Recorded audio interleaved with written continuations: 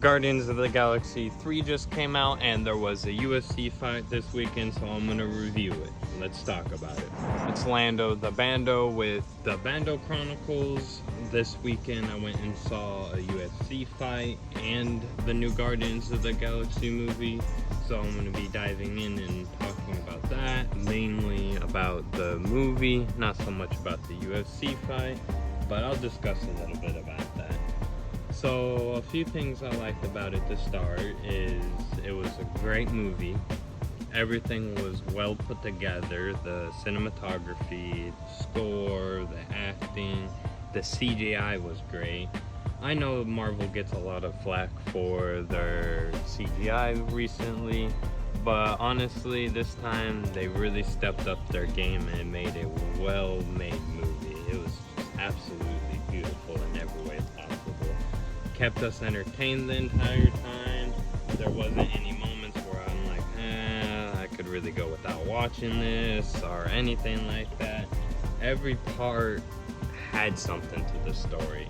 Every part meant something to each individual character. I feel as if they did a very good job of laying in Easter eggs for future movies, then as well as connecting previous plot events and plot threads from different movies. Everything was interconnected well. You're not going to be too lost. Now, speaking of characters, for our next segment, we're going to talk a little bit about them. Adam Warlock, Groot, Star-Lord, and Rocket Raccoon to be specific. The others didn't really play much of a part. Drax, he was good. He had a very good character development. Not that they were bad in the movie, but they didn't play an integral role like the other main characters did. And spoiler warning, no one dies. No one dies in the movie. From the main Guardians team at least. But to start, Adam Warlock, he was great. I love how they adapted his design from the comics. I felt like he was well grounded to the MCU, and his power set, for someone who doesn't know Adam Warlock, is pretty good. They did very well with adapting him. But one of the things that I didn't like about the movie, really one of the only things that I didn't like about it, because it was such a great movie, is he felt rushed. He felt like he was just introduced, thrown in there, and no backstory or anything like that. How was he made? Why is he that way? Why is he the only one with powers that way? And such like that. Another spoiler warning. It was revealed that the Sovereign was created by the High Evolutionary, which is weird. How did he create this whole civilization? That was one of the throwaway things that they just never came back to. Didn't take away from the movie, but it was one of the things that I didn't like too much about the movie. Groot, he was great.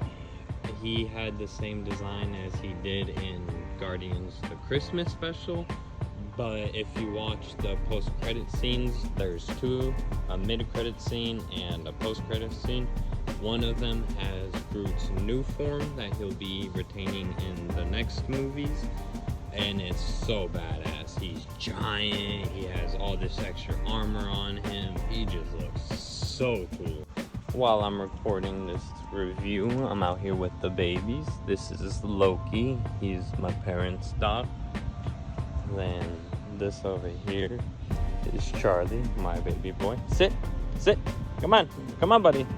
Sit. He's being stubborn right now. Come on. Nice to meet you, sir. Nice to meet you. Another character, Star-Lord, he was good. He had some development and story to him. Not much about his celestial side, but more of just his emotional, mental side was developed. Rocket Raccoon, he didn't die, but it's just heartbreaking to see everything he went through as Rocket, because he's cute, he's funny.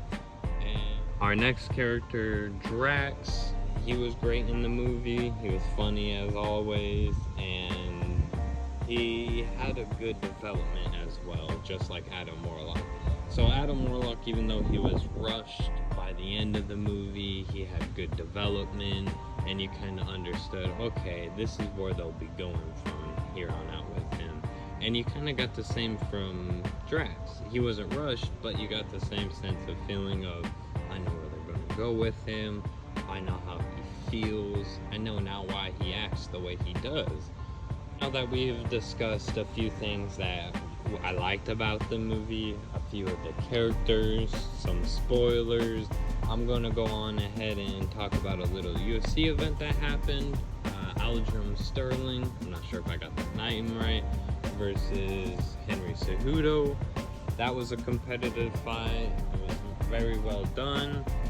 I honestly didn't think it lived up to the hype, but it was a good fight. I always love seeing a good combat sports event. To end this video, as always, I'm going to give you a boxing tip at the end. So the boxing tip for today is jabs are important. You may always want to be power puncher, think I'm going to knock him out, I just want him out of here. But your jab is what will open up and basically introduce a Trojan horse in a sense, allowing you to either keep them away with your jab, attack with your jab, or maybe you even throw a feint with a jab, making them think, oh, I'm going to get jabs in the head, but you come down below and hit them in the body. That'll set up a few things for you. So yeah, always focus on your jab, always focus on your footwork, and you're on your way to being a good boxer. Anyways, it's Lando the Bando with the Bando Chronicles. I hope you enjoyed. Leave a like, subscribe, comment on any suggestions for future videos or anything I can improve. Have a wonderful day.